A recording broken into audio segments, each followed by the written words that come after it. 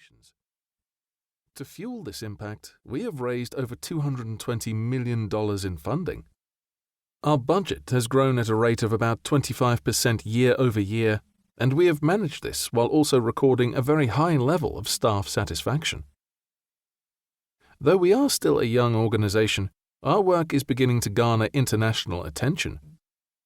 Harvard Business School is teaching a case study on the Freedom Fund's strategy and impact. Thought leaders in philanthropy such as Bridgespan, the Gates Foundation, Mackenzie Scott, and the Philanthropy Workshop are highlighting the impact of our work. All of this drives our flywheel, enabling us to mobilize more resources and increase our impact. So, how did we get here? The answer is by focusing relentlessly and with discipline on our purpose and impact. This focus shapes everything the Freedom Fund does. It sets our direction of travel. It helps us build a highly effective organization, enabling us to recruit and retain an outstanding team that shares an inclusive and impact-focused culture. And it ensures we maintain close partnerships with those who have the greatest stake in our success, particularly local communities and courageous grassroots organizations, but also our funders and peer organizations.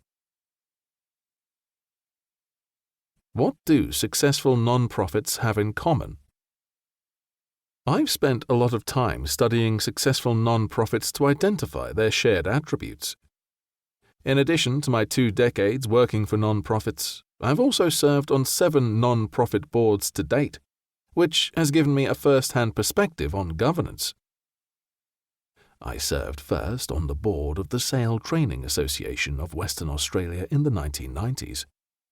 I've since served on the boards of Crisis Action, as chair, Girls Not Brides, the Joe Cox Foundation, as chair, and Transparentum.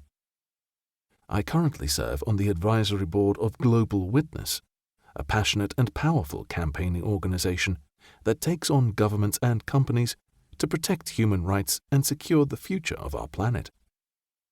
I'm also a member of the Human Trafficking Advisory Council of the US-based McCain Institute, founded by former Senator John McCain and Ambassador Cindy McCain. I also have experience working for business and government. In addition to my early years as a corporate lawyer, I worked at the investment bank Goldman Sachs and was later Chief of Staff to the Australian Attorney General. I spent a number of years providing leadership training to young women and men on a sail training ship. After some 20 years of leadership, I am increasingly asked to advise and coach other non-profit leaders, and I've learned a lot from these rich discussions. All of this has shaped my thinking on what great non-profit leadership is. The starting point is to identify what the most successful non-profits have in common.